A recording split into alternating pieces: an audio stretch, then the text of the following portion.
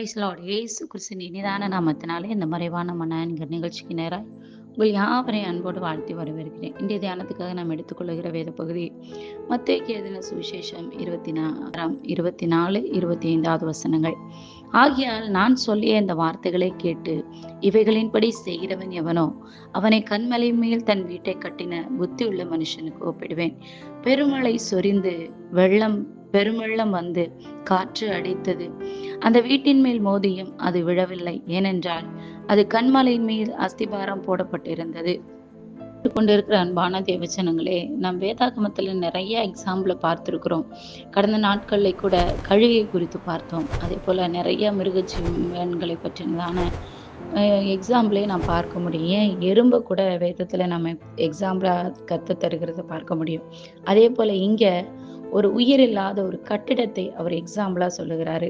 அந்த கட்டிடம் நம்ம பார்க்கிற இடத்துல இப்பெல்லாம் நம்ம பார்த்தோம்னா இந்த உலகத்துல நிறைய கட்டிடங்கள் நாம் அன்னார்ந்து பார்க்கிற அளவுக்கு வளர்ந்திருக்கிறது.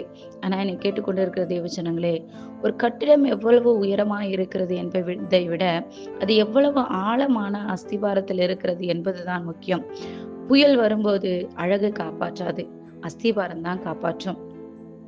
இயேசு இங்கே 2 விதமான மனிதர்களை பற்றி சொல்லுகிறாரு. வசனத்தின்படி 2 வகையான மனிதர்களை குறித்து இயேசு கிறிஸ்து இங்கே பேசுகிறதை நம்மளால் பார்க்க முடியும்.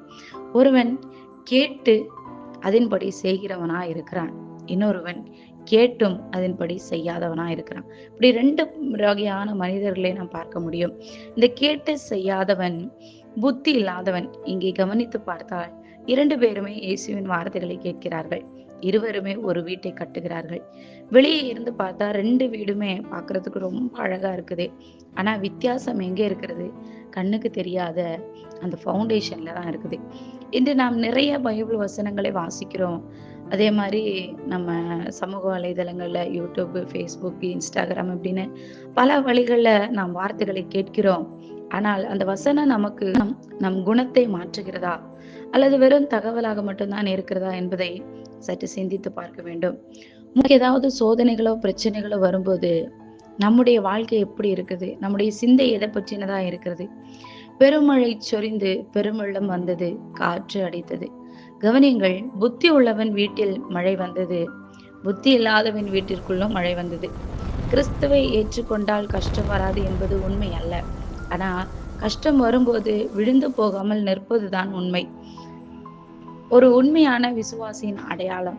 நமது வாழ்க்கையில் வரும் பொருளாதார நெருக்கடி, உடல் நலக்குறைவு அல்லது மன அழுத்தம் ஆகியவற்றை இந்த மழை மற்றும் காற்றுக்கு ஒப்பிடலாம். மேல் கட்டப்பட்ட வீடு, உலக ஆசைகள், மனித புகழ்ச்சி, இப்படிப்பட்ட பல காரியங்களை நம்ம உதாரணமா எடுத்துக்கொள்ளலாம். இதுதான் மணல் மீது அஸ்திபாரம் போட்டு கட்டப்பட்ட வீடு. அந்த நேரத்திலேயே காற்று வரும்போதோ சரி, அதாவது நம்முடைய வாழ்க்கையில ஒரு பிரச்சனை வரும்போதோ இந்த மணல் மீது கட்டப்பட்ட வீடு என்ன ஆகும்னா அது சரிந்து விழுந்துடும். ஆனா அதே நேரத்துல கன்மலையின் மீது, அதாவது கிறிஸ்துவின் மேல் கட்டப்பட்ட வாழ்க்கை அசையாது. எப்படி என்றால் ஆழமான சத்தியத்தை கேட்பது மட்டுமல்ல, அதன்படி செய்வதுதான். வேதத்தை அறிந்து கொள்வது என்பது அது நாலேஜுக்காக மட்டுமல்ல, அந்த வார்த்தைக்கு கீழ்ப்படிவது, ஒபீடியன்ஸ் தான் நம்முடைய பாதுகாப்பு. பரிசு வேதாகமம் என்பது ஒரு மேப் போன்றது. மேப்பை பார்த்து கொண்டே இருந்தால் ஒரு இடத்திற்கு போய்விட முடியாதல்லவா? அந்த வழியில் நடக்க வேண்டும். அதே போலதான் இயேசுவின் போதனைகளை நாம் அன்றாட வாழ்க்கையில், அதாவது கோபம் கொள்ளாதிருங்கள், மன்னிப்பது, அன்பு கூறுவது செயல்படும் போது நாம் கன்மலையின் மேல் நிலை பெறுகிறோம். பிரியமானவர்களே, கடைசியாக ஒரு கேள்வி. உங்கள் வாழ்க்கையை எதன் மேல் கட்டியிருக்கிறீர்கள்? உங்கள் திறமையின் மேலா, பணத்தின் மேலா, அல்லது மாறாத இயேசுவின் வார்த்தையின் மேலா? நம்முடைய வாழ்க்கையில நாம் கன்மலையின் மீது அஸ்திபாரம் போடப்பட்டு நாம் இருப்போமானால் வார்த்தைகளை கேட்கிறவர்களாய் மாத்திரமில்லை, அந்த வார்த்தைகளை கேட்டு எதற்காக அந்த வார்த்தைகள் சொல்லப்பட்டிருக்கிறது, இந்த வார்த்தைக்கும் என்னுடைய வாழ்க்கைக்கு என்ன சம்பந்தம், நான் இருக்கிற இந்த சூழ்நிலையில இந்த வார்த்தையை கொண்டு நான் எப்படி என் வாழ்க்கையில வருகிற பிரச்சனைகளை, ஏமாற்றங்களை, தோல்விகளை நான் சரி செய்ய போகிறேன் அப்படி என்பதை நாம் முதலாவது சிந்திக்க வேண்டும். வேதத்துல விதைகளை குறித்து நாம் பார்க்கும்போது கர்த்தர் விதை விதைக்கிறதை குறித்து ஒரு உவமையை சொல்லுவார்.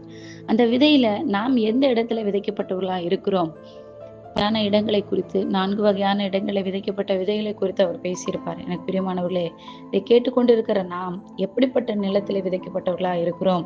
வார்த்தைகளை கேட்கிறவர்களா மட்டும் இராதபடி, அந்த வார்த்தைகளின்படி ஒவ்வொரு நாளும் கர்த்தருடைய கிருபையில நான் நடக்கும்போது நம் கண்மலையின் மீது அஸ்திபாரம் போடப்பட்டவர்களா இருப்போமா? பிரியமானவர்களே, மணலின் மீது அஸ்திவாரம் போடும்போது நம்ம எல்லாருக்குமே தெரியும், நம்ம பீச்சுக்கு போகிறவங்க தான். அந்த பீச்சு மணல்ல போய் நம்ம ஒரு வீடு கட்டும்போது ஒரு சின்ன அலை வரும்போது அந்த வீடை இடித்து விட்டு போகும். நம்ம நிறைய விளையாடி இருப்போம். நம்முடைய வாழ்க்கையும் அதே போலதான். நம் கர்த்தருடைய வார்த்தைகளை கேட்கிறோம். பல வழியில நம் கர்த்தருடைய வார்த்தைகளை கேட்கிறோம். ஆனா அது நம்முடைய இருதயத்துல, அதாவது விதைகள் விதைக்கப்படுகிற உவமை போன்றதுதான். நம்முடைய இருதயத்திலே அதிகமான மாங்கான வேர் இல்லாதபடியினால் நாமும் உலர்ந்து போகிறோம். என்னை கேட்டுக்கொண்டிருக்கிற தேவஜனங்களே, இன்றைக்கு நாம் சிந்தித்து பார்க்க வேண்டும். நம்முடைய அஸ்திபாரம் எங்கே இருக்கிறது? நம்முடைய வாழ்க்கையின் அஸ்திவாரம் எதன் மேல நாம் அமைத்திருக்கிறோம் என்பதை சற்று சிந்தித்து பார்க்க வேண்டும். For prayer support, please contact these numbers.